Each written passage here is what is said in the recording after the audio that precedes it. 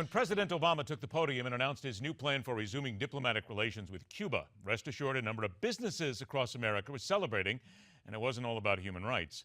Add to that a massive global firm being brought to its knees by computer hackers, and you have the two biggest economic stories of the day, maybe even the year.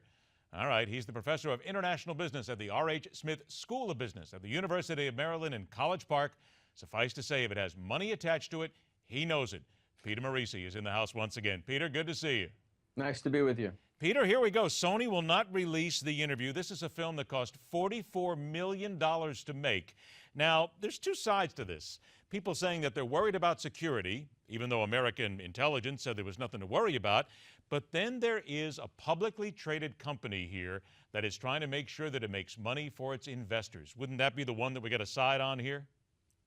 No, I think what we need to side on is on the side of people's freedom to say and do as they please.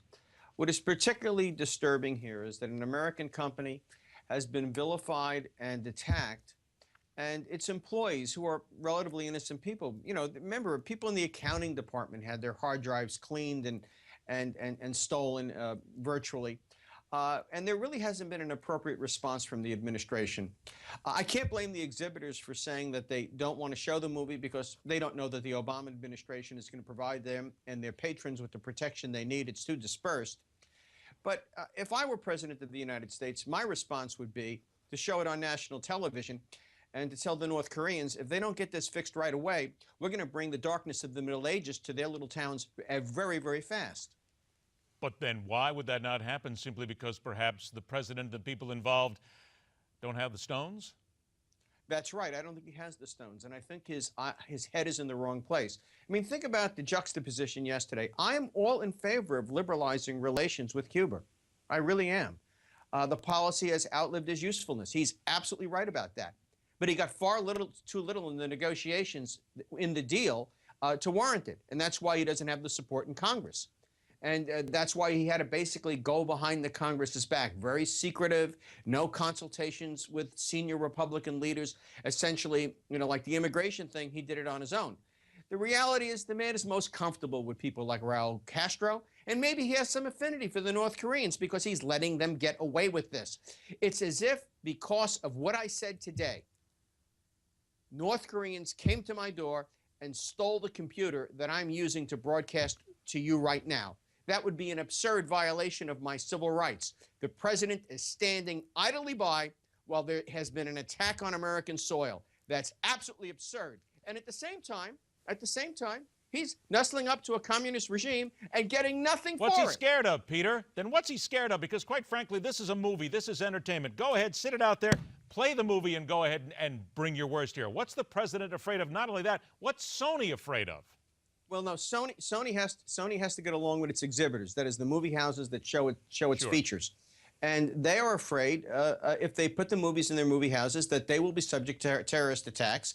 And the administration really isn't in a position to protect, 5,000 movie houses, one in each city and county around the country on Christmas Day from a terrorist attack. No one could be in that position to so secure so many sites. However, there are other things we could do.